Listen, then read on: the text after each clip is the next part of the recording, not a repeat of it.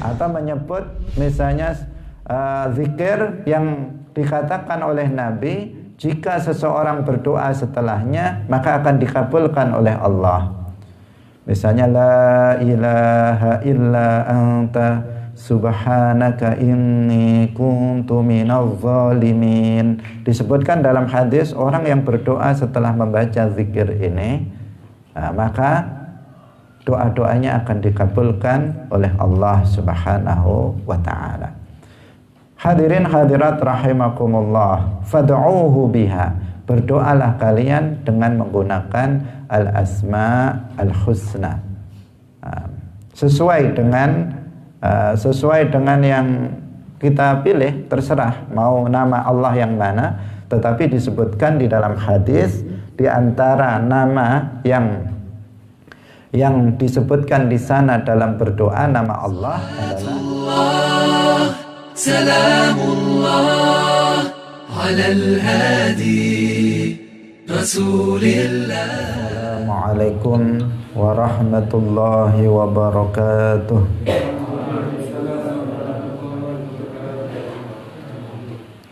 Alhamdulillahi rabbil alamin. Lahu ni'matu wa lahul fadlu wa lahu thana'ul hasan. Wassalawatullahil barrir rahim wal malaikatil muqarrabin ala sayyidina wa maulana Muhammadin wa ala alihi wa ashabihi tayyibin tahirin. Allahumma la sahla illa ma ja'altahu sahla wa anta taj'alul hazna idza syi'ta sahla. Allahumma rzuqna al-ikhlasa fi an-niyyati wal qawli wal amal wa ba'du. Ila nabiyil mustafa sallallahu alaihi wasallam wa ikhwanihi minal anbiya'i wal mursalin wa syuhada'i was salihin, khususan ila sultanil awliya Syekh Abdul Qadir Al-Jilani wa Syekh Ahmad Ar-Rifa'i wa Syekh Bahauddin Naqsyabandi wa Syekh Abdullah Al-Harari wa ila arwahi muassisi jam'iyyati Nahdlatul Ulama Syekh Muhammad Hashim Ash'ari wa Syekh Bisri Sansuri wa Syekh Abdul Wahab Hasbuwah wa ila arwahi jami'i ahli al-qubur minal muslimin wal muslimat wal mu'minin wal mu'minat min masyariqil ardi ila magharibiha, khususan ila arwahi abaina wa ummahatina wa ajdadina wa jaddatina wa masyayikhina wa masyayikhi masyayikhina. Al-Fatihah. A'udzu billahi minasy syaithanir rajim. Bismillahirrahmanirrahim. Alhamdulillahi rabbil alamin. Ar-Rahmanir Rahim. Maliki yaumiddin. Iyyaka na'budu wa iyyaka nasta'in. Ihdinas siratal mustaqim.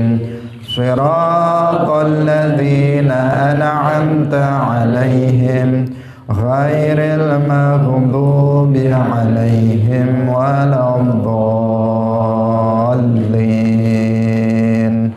Amin. Hadirin hadirat kaum muslimin muslimat, pemirsa Madu TV rahimakumullah. Alhamdulillah, puji syukur kita sampaikan kepada Allah Subhanahu wa taala. Pagi hari ini Allah Subhanahu wa taala masih melimpahkan rahmatnya, nikmatnya kepada kita semuanya, terutama nikmat taufik. Karena dengan nikmat taufik kita semuanya pagi hari ini berkumpul dalam majelis mulia, majelis ilmuddin. Semoga Allah Subhanahu wa taala juga memberikan taufik ikhlas di hati kita dalam melaksanakan amal soleh ini, sehingga amal ini diterima oleh Allah Subhanahu wa taala sebagai amalan solehan nanti pada hari kiamat. Amin ya rabbal alamin. Salawat dan salam semoga tetap tercurahkan, terlimpahkan kepada baginda Nabi Agung Nabi Muhammad sallallahu alaihi wasallam, para sahabatnya, keluarganya, serta seluruh umat Islam yang mengikuti beliau ila yaumil qiyamah.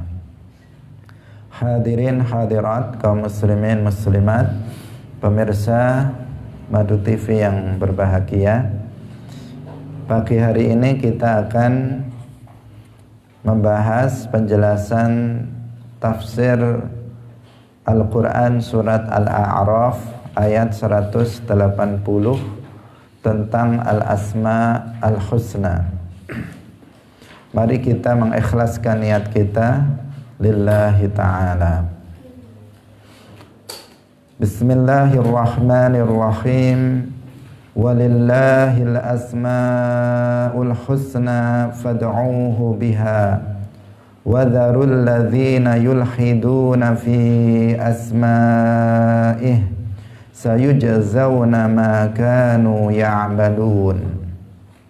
Walillahil asma'ul husna fad'uuhu biha wa dharul ladzina yulhiduna fi asma'ih sayujzawna ma kanu ya'malun. Walillahil asma'ul husna, bagi Allah adalah al-asma al-husna. Fad'uuhu biha, maka berdoalah kalian dengan menggunakan al-asma'ul husna. Wa dharul ladzina yulhiduna fi asma'ih, dan tinggalkanlah orang-orang yang berbuat ilhad terhadap nama-nama Allah. Sayujzawna ma kanu ya'malun, mereka akan dibalas terhadap apa yang mereka lakukan. Hadirin hadirat rahimakumullah, al-asma al-husna artinya adalah al-asma ad-dallatu alal kamal, nama-nama yang menunjukkan kesempurnaan bagi Allah subhanahu wa ta'ala. Allah subhanahu wa ta'ala memiliki al-asma'ul husna, artinya Allah subhanahu wa ta'ala memiliki nama-nama adalah yang menunjukkan alal kamal, menunjukkan kesempurnaan bagi Allah subhanahu wa ta'ala. Itu maksud makna dari al-asma'ul husna. Orang-orang sering mengartikannya dengan nama-nama yang indah, tetapi maknanya yang tepat adalah al-asma adalah alal kamal, nama-nama yang menunjukkan kesempurnaan bagi Allah subhanahu wa ta'ala.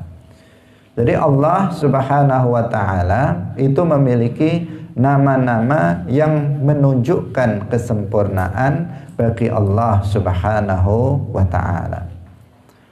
Dan al-asma al-husna, nama-nama bagi Allah yang semuanya menunjukkan kesempurnaan bagi Allah, ini tidak hanya 99, tetapi lebih dari 99. Hanya saja disebutkan di dalam hadis bahwa bahwasanya orang yang menjaga, menghafal nama Allah yang 99, meyakini maknanya, dengan meyakini maknanya, maka dia akan masuk surga. Diriwayatkan oleh Al-Imam Al-Bukhari, Muslim dan lainnya, Rasulullah sallallahu alaihi wasallam bersabda, lillahi tis'atun wa tis'una isman mi'atun illa wahidan man ahsaha dakhalal jannah. Lillahi tis'atun wa tis'una isman, Allah itu memiliki 99 nama. Mi'atun illa wahidan, 100 kurang 1 berarti 99 nama. Man ahsaha dakhalal jannah. Barang siapa yang mampu menjaganya, menghafalnya dengan meyakini maknanya, maksudnya bukan sekedar hafal tetapi juga meyakini makna dari 99 nama Allah ini, dakhalal jannah, maka dia akan masuk ke dalam surga. Jadi 99 nama yang terkenal dengan Al-Asmaul Husna ini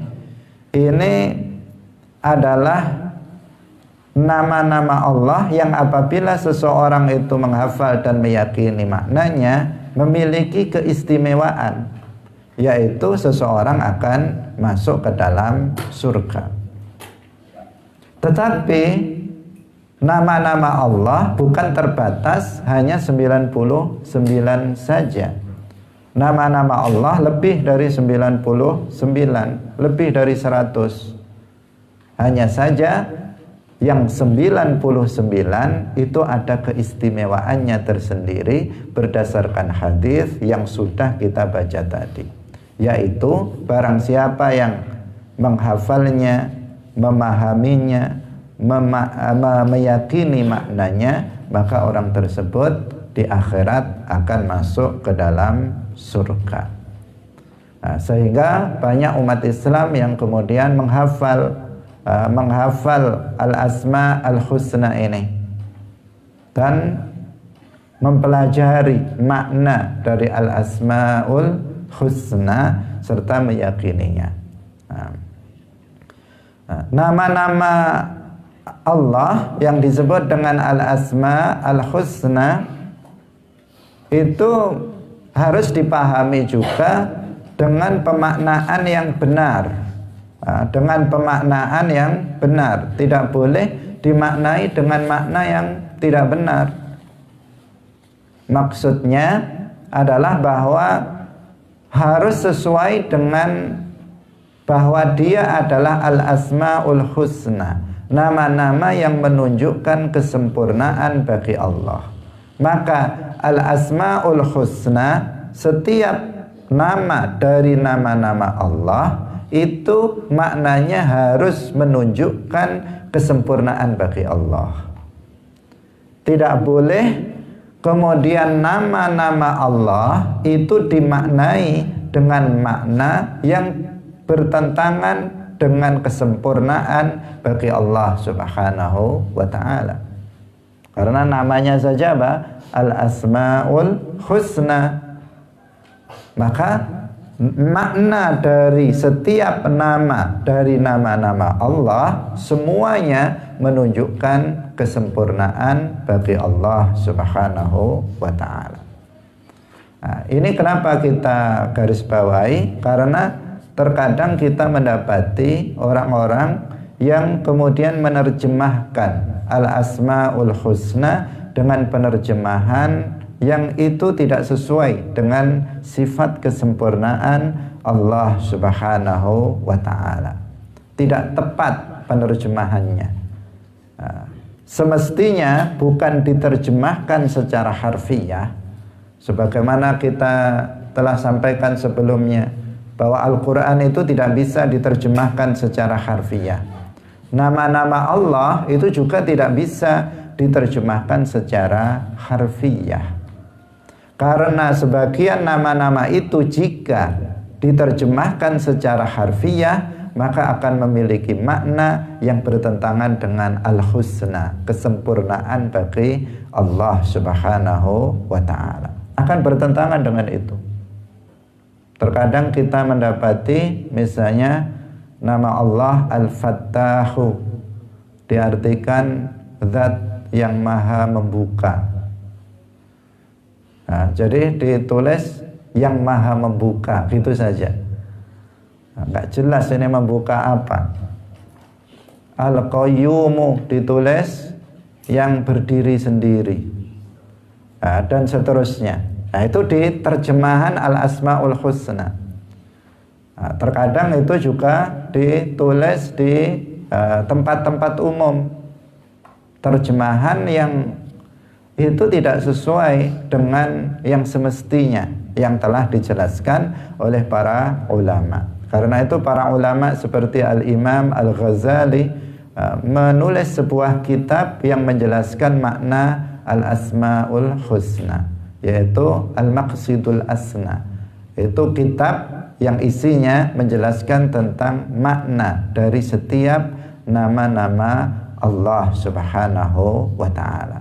Jadi terjemahkan maknanya bukan diterjemahkan secara harfiah, dan pemaknaannya, makna dari setiap nama dari nama-nama Allah semuanya yadullu alal kamal, semuanya menunjukkan kesempurnaan bagi Allah Subhanahu wa ta'ala. Hadirin hadirat yang dirahmati oleh Allah Subhanahu wa ta'ala, fad'uuhu biha, berdoalah kalian dengan al-asma'ul husna. Ini dijelaskan oleh para ulama bahwa di antara adab dalam berdoa adalah sebelum kita menyampaikan permohonan kita kepada Allah, kita dianjurkan untuk menyebut nama-nama Allah. Kita dianjurkan untuk menyebut nama-nama Allah Subhanahu wa ta'ala. Jadi adab berdoa itu yang pertama adalah membaca hamdalah. Nah, ini bisa dilihat misalnya dalam kitab Al-Azkar An-Nawawiyah. Yang pertama dilakukan ketika kita berdoa adalah membaca hamdalah, bukan membaca ta'awud atau basmalah, bukan dengan membaca a'udzubillahi minasyaitonirrajim atau dengan membaca bismillahirrahmanirrahim, bukan. Tetapi diawali dengan membaca alhamdulillah, alhamdulillahi rabbil alamin, hamda yuwafi, dan seterusnya misalnya. Nah, itu yang pertama, membaca hamdalah. Kemudian yang kedua dilanjutkan dengan membaca sholawat.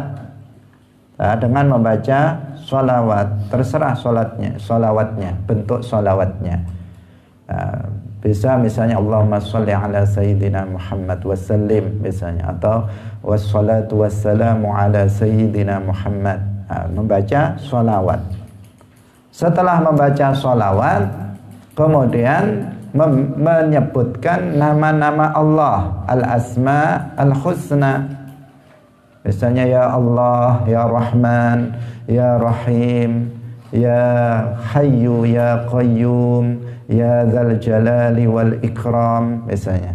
Itu menyebut nama Allah. Itu adabnya. Adabnya seperti itu. Atau misalnya kalau misalnya meminta rizki, maka ya Allah, misalnya dia menyebut ya Allah, ya Razzaq, urzuqni misalnya. Kalau dia menyebut misalnya meminta ilmu, misalnya dia mengatakan ya Fattah, ya Alim, faqihni fid din misalnya, dan seterusnya. Jadi menyebut nama-nama Allah sebelum menyampaikan doa. Membaca hamdalah, sholawat, kemudian setelah itu menyebut nama-nama Allah, kemudian setelah itu baru menyampaikan doanya kepada Allah Subhanahu wa ta'ala. Ini adab, tidak wajib seperti itu. Jika ada yang enggak seperti itu juga tidak masalah, tetapi adabnya begitu. Kalau kita berdoa membaca hamdalah, sholawat, menyebut nama-nama Allah, kemudian kita baru berdoa. Atau menyebut misalnya zikir yang dikatakan oleh Nabi, jika seseorang berdoa setelahnya maka akan dikabulkan oleh Allah. Misalnya la ilaha illa anta subhanaka inni kuntu minadh dhalimin. Disebutkan dalam hadis orang yang berdoa setelah membaca zikir ini, maka doa-doanya akan dikabulkan oleh Allah Subhanahu wa ta'ala. Hadirin hadirat rahimakumullah, fad'uuhu biha, berdoalah kalian dengan menggunakan al-asma al-husna. sesuai dengan yang kita pilih, terserah mau nama Allah yang mana, tetapi disebutkan di dalam hadis di antara nama yang disebutkan di sana dalam berdoa nama Allah adalah Ya Allah, Ya Rahman, Ya Hayyu Ya Qayyum, kemudian Ya Dzal Jalali wal Ikram. Itu ma'thur dari Rasulullah sallallahu alaihi wasallam. Demikian juga nanti di dalam berdoa itu juga diakhiri dengan hamdalah dan sholawat. Hadirin hadirat yang dirahmati oleh Allah Subhanahu wa ta'ala. Sebelum kita membahas pada bunyi ayat berikutnya, wa dzarul ladzina yulhiduna fi asma'ih, perlu kita pahami bahwa dalam akidah ahli sunnati wal jamaah, nama-nama Allah itu tauqifiyah. Nama-nama Allah itu apa? Tauqifiyah. Jangan salah tulis taufiqiyah. Tauqifiyah. Tauqifiyah. Nama-nama Allah itu tauqifiyah. Apa artinya tauqifiyah? Artinya bahwa nama-nama Allah itu ditetapkan berdasarkan Al-Quran, hadis, serta ijma'. Nama-nama Allah itu ditetapkan berdasarkan apa? Al-Quran, hadis, ijma'. Nama-nama Allah tidak bisa dikarang-karang sendiri. Tidak bisa seseorang kemudian menamakan Allah semaunya sendiri. Tidak bisa. Tetapi kita menamakan Allah dengan nama yang Allah namakan zatnya dengannya. Tetapi kita menamakan Allah dengan nama-nama yang Allah tetapkan sebagai nama Allah. Tetapi kita menamakan Allah dengan nama-nama yang ijma' menetapkan bahwa nama itu adalah nama Allah. Selain itu, maka kita tidak menamakan Allah dengan nama-nama tersebut. Jika disebutkan di dalam Al-Quran bahwa itu nama Allah, maka kita namakan Allah dengan nama itu. Jika disebutkan dalam hadis bahwa Allah itu memiliki nama-nama itu, maka kita namakan Allah dengan nama-nama tersebut. Demikian juga jika disebutkan dalam ijma'. Ijma' itu adalah kesepakatan, kesamaan pendapat dari semua ulama mujtahidin. Itu namanya ijma'. Nah, jika semua ulama mujtahidin mengatakan ini adalah nama Allah, maka kita menyebutnya juga atau menamakan Allah juga dengan nama-nama itu. Kita tidak menamakan Allah dengan nama selain yang sudah ditetapkan dalam Al-Quran, hadis, dan ijma'. Inilah pendapat Ahlus Sunnah wal Jamaah. Imam Ahlus Sunnah wal Jamaah yaitu Al-Imam Abul Hasan Al-Ash'ari rahimahullah radhiyallahu anhu, beliau mengatakan wala yajuzu tasmiyatullahi illa bima warada fil kitabi wa sunnati sahihati awil ijma'. La yajuzu tasmiyatullah, tidak boleh menamakan Allah dengan nama-nama yang warid, yang disebutkan, yang ada di dalam Al-Quran, wa sunnati sahihah, dan dalam sunnah yang sahih, dalam hadis-hadis yang sahih, awil ijma', atau ada di dalam ijma'. Nah, ini ketetapan siapa? Al-Imam Abul Hasan Al-Ash'ari. Maka hati-hati, jangan sampai menamakan Allah dengan nama-nama yang tidak ada di dalam Al-Quran, hadis, atau ijma'. Yang disebutkan dalam Al-Quran dan hadis, ya, seperti Ar-Rahman, Ar-Rahim, Al-Quddus, seperti apa lagi? Al-Muhaimin, Al-Qadir, Al-Muqtadir, dan sebagainya. Banyak sekali Ar-Razzaq, Ar-Raziq, Al-Ghafur, Al-Ghaffar, itu semuanya apa? Disebutkan di dalam Al-Quran dan juga di dalam hadis. Ada yang nggak disebutkan dalam Al-Quran dan juga tidak disebutkan dalam hadis. Tetapi kita meyakini itu adalah nama Allah karena sudah disepakati oleh ijma', sudah disepakati oleh para ulama mujtahidin sebagai nama Allah. Seperti misalnya Al-Qadim. Dalam istighatsah misalnya kita menyebut ya Allah, ya Qadim, ya Allah, ya Qadim. Qadim itu nama Allah dan ketetapannya adalah berdasarkan ijma'. Hadirin hadirat rahimakumullah. Ini penting sekali, nanti akan terkait dengan berikutnya, ayat yang berikutnya. Bukan ayat berikutnya, tetapi rentetan ayat berikutnya dalam satu ayat, yaitu firman Allah Subhanahu wa taala, wa dzarul ladzina yulhiduna fi asma'ih. Penggalan ayat ini menjelaskan kepada kita bahwa kita dilarang untuk melakukan ilhad terhadap nama-nama Allah. Kita dilarang untuk melakukan ilhad terhadap nama-nama Allah. Seperti apa bentuk ilhad terhadap nama-nama Allah?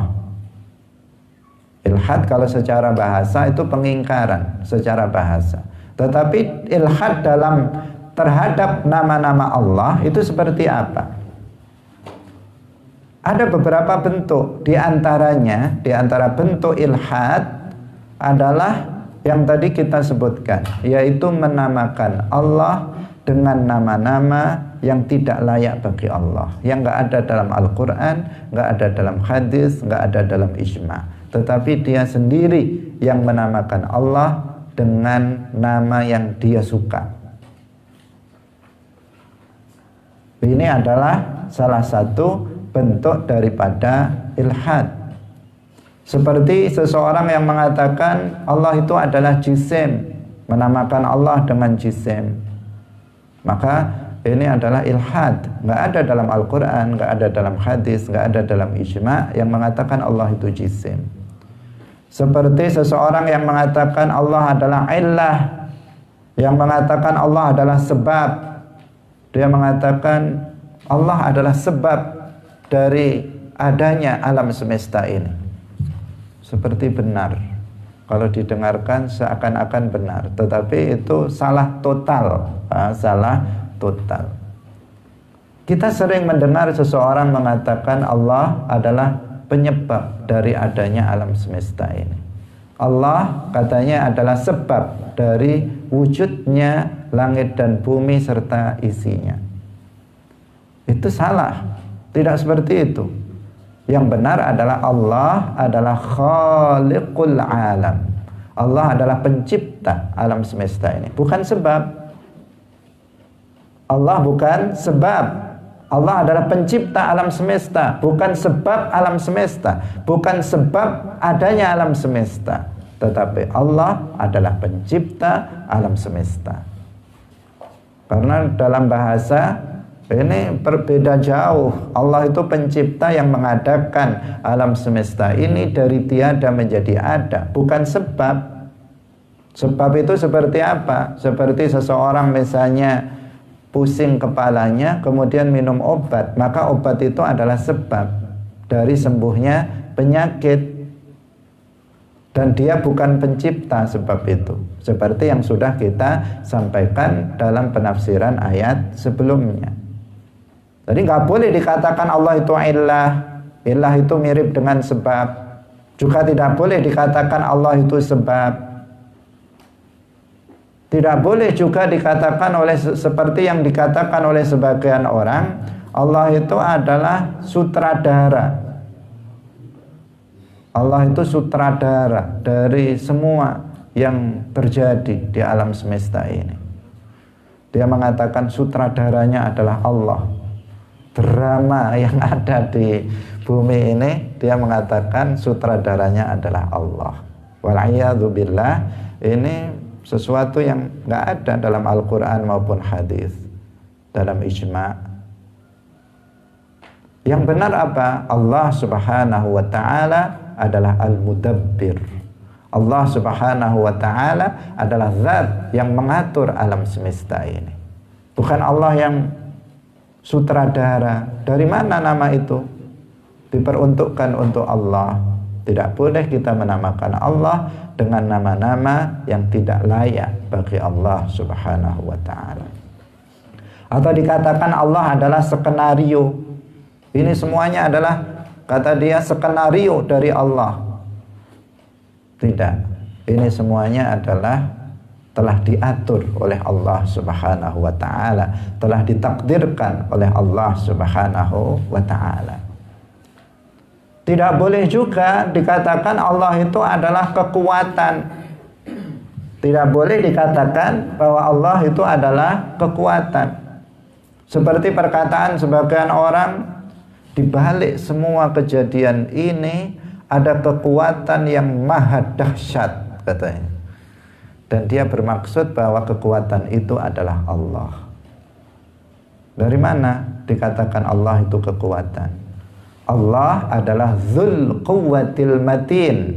Allah adalah zat yang memiliki kekuatan, bukan kekuatan itu sendiri. Kekuatan adalah sifat. Allah bukan sifat. Allah adalah Dzul Quwwah, zat yang memiliki kekuatan, bukan kekuatan. Seperti yang disampaikan oleh sebagian orang karena ketidaktahuannya, karena kebodohannya. Jadi tidak boleh dikatakan Allah adalah kekuatan, tetapi Allah adalah zat yang memiliki kekuatan, yang memiliki kekuasaan. Hadirin hadirat rahimakumullah. Tidak boleh dikatakan juga Allah adalah akal. Tidak boleh dikatakan Allah itu adalah otak. Otak, dia mengatakan otak dari segala yang terjadi ini, otaknya adalah Allah. Dia mengatakan begitu. Nggak boleh sama sekali. Otak itu adalah sesuatu yang sifat makhluk. Sifat makhluk. Otak adalah benda yang dia adalah Allah Subhanahu wa ta'ala itu tidak berupa benda dan tidak disifati dengan sifat-sifat benda. Allah bukan otak, Allah bukan akal, Allah bukan kekuatan, Allah bukan sutradara. Allah adalah zat yang maha kuasa, yang memiliki kekuasaan, yang memiliki kekuatan, yang mengatur alam semesta ini, pencipta dari alam semesta ini. Atau seseorang mengatakan Allah itu adalah pelukis dan seterusnya.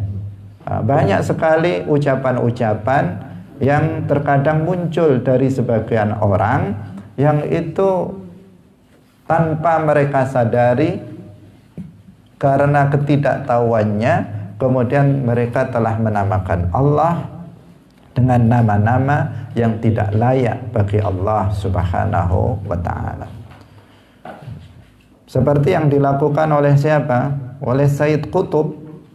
Sayyid Qutb, di antara kesesatannya tokoh Ikhwan, Hizbul Ikhwan, bapak teroris dunia, dia mengatakan bahwa Allah adalah Al-Aqlul Mudabbir.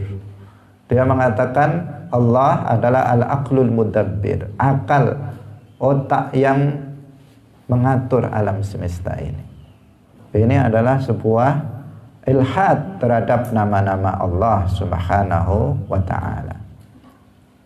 Al-Imam An-Nasafi radhiyallahu anhu, beliau mengatakan, wa minal ilhadi tasmiyatullahi bil jismi wal jauhari wal aqli wal illati. Jadi para ulama sudah menjelaskan tentang permasalahan ini. Sekarang banyak orang yang mengucapkannya dengan lisannya. Para ulama sudah menjelaskan itu hukumnya haram. La yajuz. Beliau mengatakan minal ilhad, di antara bentuk ilhad terhadap nama-nama Allah adalah menamakan Allah dengan jisim, menamakan Allah dengan benda jauhar, menamakan Allah dengan akal, menamakan Allah dengan illah. Itu sebagai bentuk ilhad. Siapa yang mengatakannya? Al-Imam An-Nasafi, seorang mufassir radhiyallahu anhu rahimahullah. Kemudian para ulama yang lain seperti Al-Imam Abu Ali As-Sughdi, Abu Ali As-Sughdi rahimahullahu ta'ala, beliau mengatakan man sammallaha illatan aw sababan kafara. Man sammallaha illatan aw sababan kafara. Al-Imam Abu Ali As-Sughdi mengatakan man sammallaha, barang siapa yang menamakan Allah illatan dengan illah, aw sababan, atau menamakan Allah dengan sabab, kafara, maka dia telah kufur. Hadirin hadirat rahimakumullah. Karena itu hati-hatilah, hati-hatilah di dalam menamakan Allah. Jangan menamakan Allah sesuai dengan keinginan kita, tetapi kita menamakan Allah sesuai dengan yang ada di dalam Al-Quran, yang ada di dalam hadis, dan yang ada di dalam ijma' para ulama. Itu adalah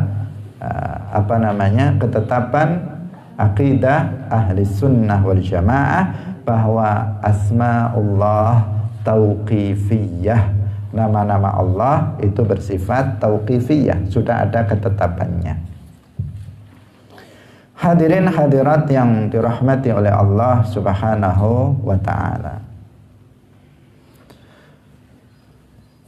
Kemudian yang berikutnya, salah satu bentuk ilhad yang lainnya adalah membaca al-asma al-husna dengan tidak sesuai dengan kaidah-kaidah tajwid.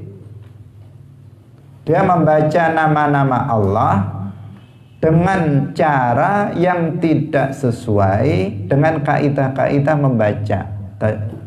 membaca Al-Quran. Tidak sesuai dengan kaidah itu. Misalnya yang harusnya panjang dipendekkan, yang harusnya pendek dipanjangkan, makhrajnya tidak tepat, itu nggak boleh. Itu salah satu bentuk ilhad juga yang dilarang dalam ayat tadi. Wadharul ladzina yulhiduna fi asma'ih. Tidak boleh ilhad. Misalnya seseorang menyebut lafzul jalalah Allah, dia menyebutnya misalnya dengan memendekkan lam di tengah yang harusnya panjang. Harusnya Allah, dia mengatakan Allah. Maka ini adalah ilhad. Kenapa? Karena dia membacanya dengan tidak benar. Harusnya dia yang lain pendek kecuali lam di tengah harus dipanjangkan, Allah. Kemudian nggak boleh juga seseorang, ini juga termasuk ilhad, ketika dia membaca lafzul jalalah Allah, dia membuang haknya. Dia membuang haknya. Dia mengatakan Allah. Dia mengatakan Allah, Gusti Allah, nggak ada haknya. Atau ketika membaca tahlil, dia mengatakan La ilaha illallah, la ilaha illallah. Mana haknya? Kok hilang? Hak di belakang kan ada haknya, hilang haknya. Nah, seseorang yang membaca nama Allah dengan seperti itu, dengan membuang hak di akhirnya, maka berarti dia telah melakukan ilhad. Nah, harusnya apa? Allah, ada haknya di belakang. La ilaha illallah, ada haknya di belakang. Tidak boleh juga seseorang mengganti lam dengan wawu. Allah itu pakai lam, tetapi tafkhim, dibaca tebal. Tidak boleh kemudian apa? Di lamnya diganti dengan wawu. Dia mengatakan Allah pakai wawu. Nah, itu juga tidak pas. Nah, kita orang Jawa biasanya yang sering salah. Nah, dia mengatakan Gusti Allah pakai wawu, bukan pakai lam. Nah, ini adalah sebuah ilhad, nggak boleh. Nah, nggak boleh. Atau seseorang misalnya membacanya, dia mengatakan Allah, dia mengatakan Gusti Allah. Ini juga sesuatu yang tidak benar dalam pengucapannya. Salah satu bentuk ilhad. Nah, yang biasa mengucapkan itu hendaknya dirubah dengan mengatakan Allah. Nah, ketika kita menyebut nama Allah, Allah, maka itu adalah zikrullah. Maka kita akan mendapatkan pahala. Meskipun hanya dengan lafaz ini saja. Kita tidak mengatakan Allahu Akbar. Kita tidak mengatakan Subhanallah. Kita tidak mengatakan Alhamdulillah. Tetapi dengan mengatakan Allah, maka itu kita sudah mendapatkan pahala. Karena itu zikrullah, menyebut nama Allah. Nah, itu berpahalanya apabila kita membacanya dengan benar. Kalau kita membacanya tidak dengan benar, maka bukan pahala yang didapatkan, tetapi justru dosa. Seseorang ingin membaca lafzul jalalah sebanyak-banyaknya, kemudian dia tidak memperhatikan panjang pendeknya. Dia mengatakan, misalnya dia mengatakan Allah misalnya. Dia mengatakan begitu. Memang banyak, tetapi apa? Perkataan dia itu salah. Salah. Nah, kalau sudah seperti itu, ya nggak ada pahalanya. Meskipun 1000 lafzul jalalah dia ucapkan, dia tidak akan dapat pahalanya. Tetapi kalau kita membacanya dengan benar,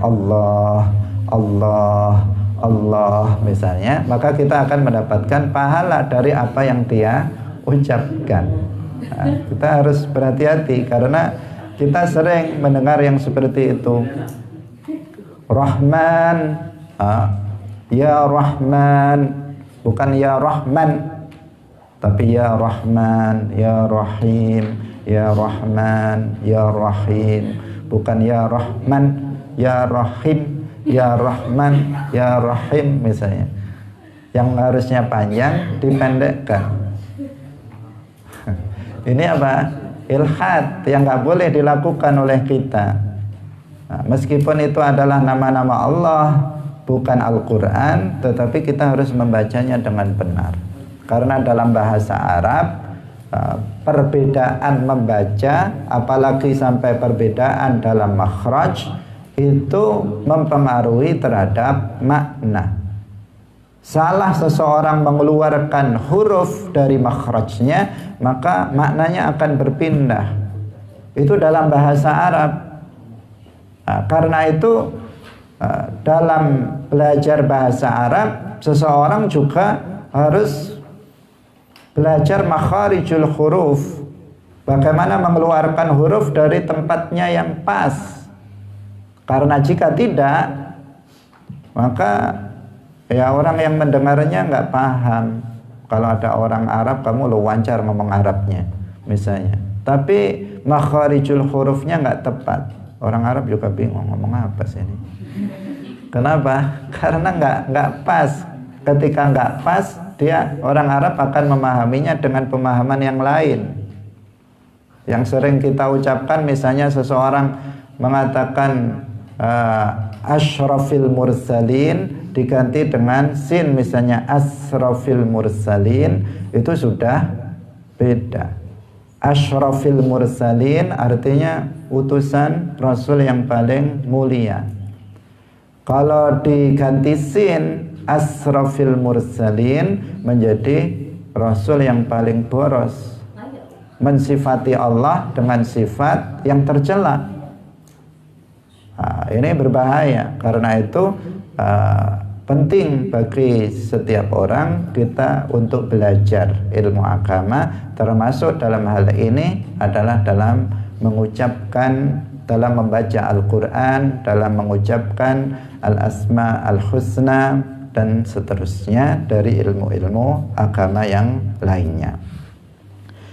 Hadirin hadirat yang berbahagia, yang dirahmati oleh Allah Subhanahu wa ta'ala.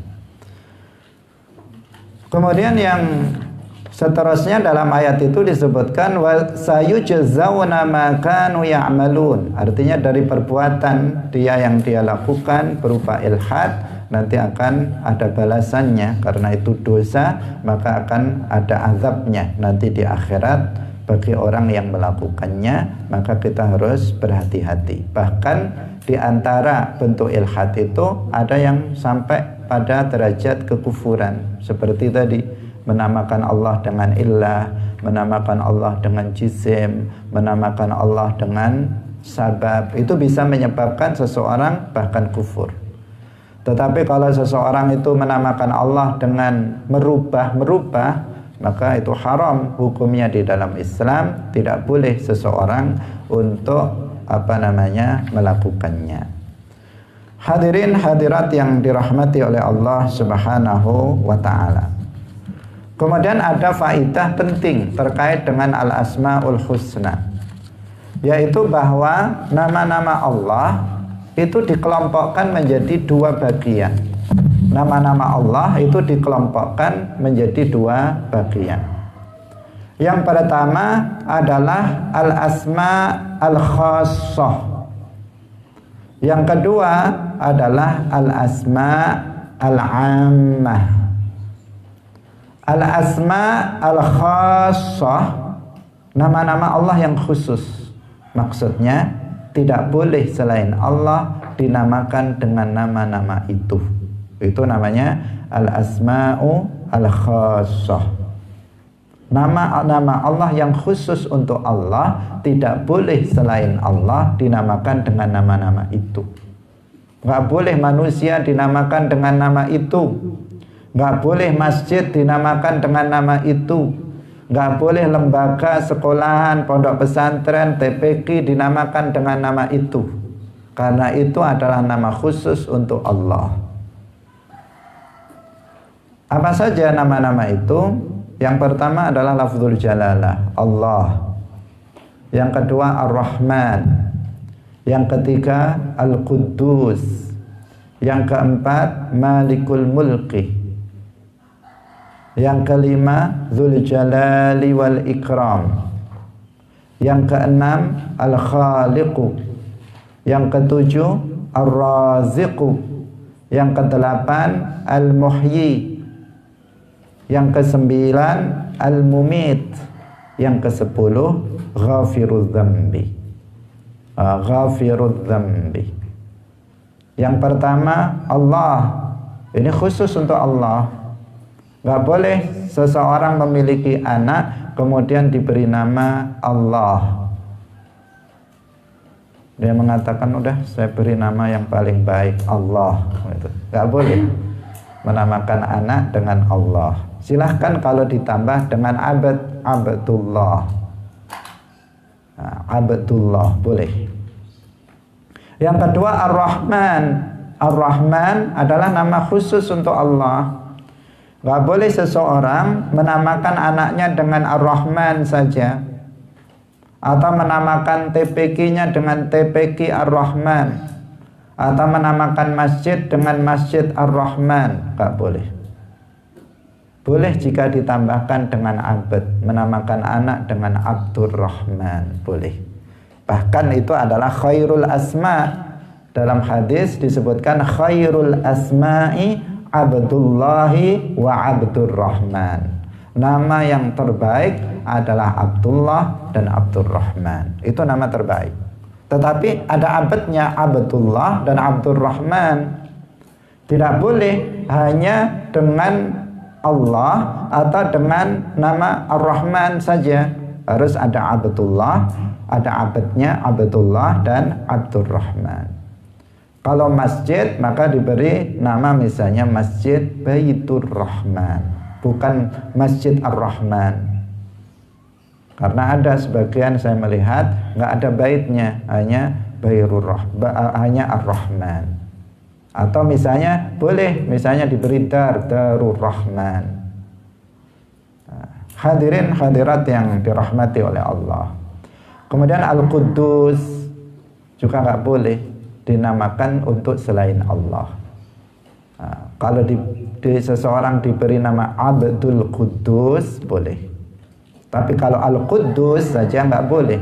Malikul Mulki juga nggak boleh untuk selain Allah. Dzul Jalali wal Ikram juga nggak boleh untuk selain Allah. Al-Khaliq juga tidak untuk selain Allah. Jika mau menamakan anak dengan itu maka ditambah dengan Abdul Khaliq. Abdul Khaliq. Kemudian Ar-Raziq, Ar-Razzaq juga khusus untuk Allah. Gak boleh seseorang menamakan anaknya dengan hanya Ar-Razzaq atau Ar-Raziq, tetapi tambah dengan Abdur Razzaq atau Abdur Raziq. Kemudian Al-Muhyi itu juga untuk Allah, karena zat yang menghidupkan maknanya. Gak boleh untuk selain Allah. Al-Mumit juga untuk hanya Allah, gak boleh selain Allah dinamakan dengan Al-Mumit. Kemudian Ghafirul Dzambi, yang mengampuni dosa, itu hanya Allah subhanahu wa ta'ala. Gak boleh selain Allah dinamakan dengan nama itu. Ada berapa? 10 nama yang khusus untuk Allah. Allah, Ar-Rahman, Al-Quddus, Malikul Mulki, Dzul Jalali wal Ikram, Al-Khaliqu, Ar-Raziqu, Al-Muhyi, Al-Mumit, kemudian Ghafirudz Dzambi. Nah, selain yang 10 ini adalah Al-Asma Al-Ammah, nama-nama yang umum. Artinya boleh selain Allah dinamakan dengan nama-nama tersebut. Boleh selain Allah dinamakan dengan nama-nama tersebut, tetapi tentu dengan makna yang berbeda, nggak sama maknanya ketika diperuntukkan untuk Allah dan ketika diperuntukkan untuk makhluk, itu berbeda. Misalnya Rahim, boleh seseorang punya anak saya namakan dengan Rahim, boleh. Seseorang punya anak dinamakan dengan misalnya Rauf, boleh. Seseorang punya anak kemudian dinamakan dengan Fattah, boleh. Seseorang punya anak dinamakan dengan Latif, boleh. Dan seterusnya. Dan seterusnya dari nama-nama selain 10 nama yang tadi kita sebutkan, seseorang boleh menamakannya dengan nama-nama tersebut, karena itu adalah minal asma al-ammah, yang boleh selain Allah menggunakan nama-nama tersebut. Ini faidah yang pertama yang perlu kita ketahui. Faidah yang kedua secara singkat, bahwa al-asma al-husna adalah minal asma al-mu'azzamah. Nama-nama Allah itu adalah tergolong sebagai al-asma al-mu'azzamah, nama-nama yang diagungkan. Termasuk nama-nama yang diagungkan, yang wajib bagi umat Islam untuk mengagungkannya. Karena itu nama-nama ini baik ditulis dengan bahasa Arab, Allah dengan bahasa Arab, atau ditulis dengan Latin A, lam, A, H misalnya, harus diagungkan, harus dihormati. Karena itu adalah al-asma al-mu'azzamah, nama yang diagungkan. Maka seseorang yang dengan sengaja dan tahu keberadaan nama itu, kemudian dia misalnya membuangnya ke tong-tong sampah, ke tempat-tempat najis misalnya, maka dia telah melecehkan nama-nama Allah dan hukumnya bisa jatuh pada kekufuran. Misalnya di kertas seperti ini tertulis nama Allah. Dia tahu di sini ada Allah. Dia tahu di sini ada tulisan Ar-Rahman. Dia tahu di sini ada tulisan Al-Khaliq. Kemudian dia sengaja tahu di sini ada tulisan, kemudian sengaja kemudian membuangnya ke tempat-tempat yang kotor dan najis. Maka orang ini telah melecehkan nama-nama Allah, hukumnya adalah kufur. Tapi syaratnya apa untuk jatuh pada kufur? Tahu dan sengaja. Tetapi jika seseorang itu tidak sengaja, misalnya seseorang tahu di sini ada nama Allah, tetapi kemudian dia ngelamun, menghayal sesuatu yang nggak ada di sini, sehingga tiba-tiba dalam lamunannya itu dia marah, dalam marah. Kemudian tiba-tiba dilempar kertas yang berisi nama-nama Allah ke tempat-tempat yang najis, yang kotor, tanpa sengaja. Maka di sini hukumnya tidak kufur. Atau seseorang nggak tahu kalau di sini ada nama Allah, dia sama sekali nggak tahu. Kemudian dia membuangnya ke tong sampah misalnya, maka di sini dia juga tidak kufur karena dia tidak tahu keberadaan nama-nama mu'azzamah itu dalam kertas itu. Nah, jadi baik ditulis dengan huruf Arab maupun ditulis dengan huruf Latin harus diagungkan. Ini nama-nama Allah. Yang lain ayat-ayat Al-Quran, hadis-hadis Nabi, termasuk nama-nama para Nabi, itu juga mu'azzamah. Kalau tertulis dalam kertas Nabi Muhammad, maka nggak boleh kita sembarangan, harus kita agungkan kertas itu, karena ada nama Nabi Muhammad. Tapi kalau di situ tertulis Muhammad Arif, ya udah, itu bukan Nabi Muhammad berarti yang dimaksud, tetapi yang dimaksud orang lain. Nah, di sini beda hukumnya. Tapi kalau ditulis Nabi Muhammad, maka berarti yang dimaksud adalah Muhammad Rasulullah, maka itu harus diagungkan, harus dimuliakan. Hadirin hadirat yang dirahmati oleh Allah Subhanahu wa taala, sampai di sini pengajian kita pada pagi hari ini. Semoga bermanfaat bagi kita semuanya. Nah, insya Allah kita akan masih membahas tentang nama-nama Allah, tetapi lebih kepada beberapa saja dari nama-nama Allah, dari sisi makna dari nama-nama tersebut. Karena nama-nama Allah berkaitan dengan sifat-sifat Allah yang kita penting untuk bisa mengetahui maknanya. Barakallahu fikum, wallahul muwaffiq ila aqwamit thariq. Wassalamualaikum warahmatullahi wabarakatuh.